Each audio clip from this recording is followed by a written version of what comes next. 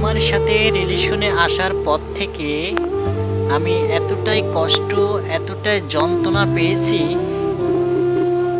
আল্লাহর কাছে দোয়া করি এরকম কষ্ট, এরকম যন্ত্রণা যেন তুমি অন্য কারোর কাছ থেকে না পাও।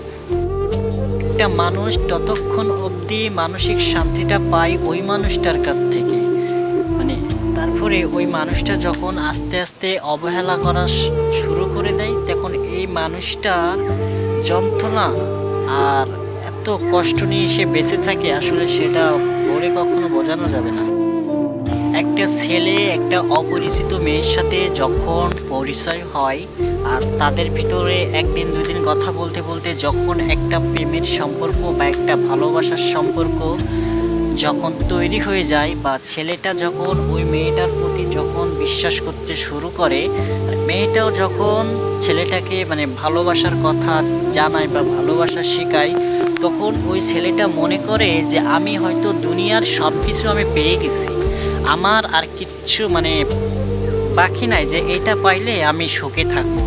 কিন্তু বিশ্বাস করেন ভাই, যদি আপনি ওইগুলা ভাবেন তাইলে আপনি চরম একটা ভুল করতে যাচ্ছেন। আর এই ভুলের মাসুল আপনি কখনোই দিতে পারবেন না। আপনি শুধু নিজের প্রতি তখন আপনি অনেক খারাপ মনে করবেন যে আমি জেনে শুনে এত বড় একটা ভুল করলাম কিভাবে। প্রত্যেকটা মেয়ে আপনার লাইফে কিছুদিন আসবে, আপনার সাথে হাসি খুশিভাবে কথা বলবে, আপনার সাথে মজা করবে, আপনার সাথে এ পার্কে যাইবে সে পার্কে যাইতে চাইবে। আপনার কাছে একটা বাহানা করলো, আপনি তার বাহানাগুলো তার আবদারগুলো পূরণ করলেন।